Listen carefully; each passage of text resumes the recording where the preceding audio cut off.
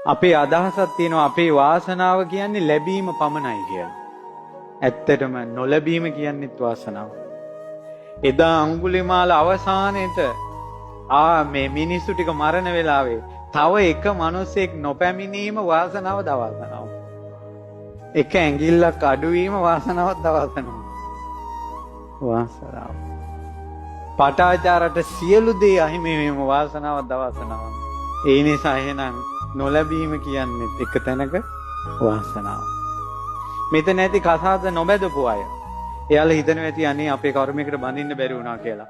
වද දෙන මිනිහෙක්ගෙන් නම් ඔය මේ මිස් වෙලා බේරුනේ.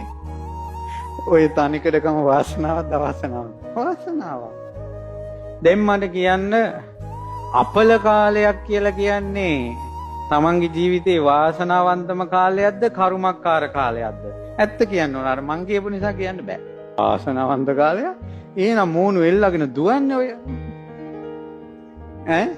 අර කඩේ ඉනේ ගහගෙන කඩේ කිහිල්ලේ ගහගෙන දුවන්නේ.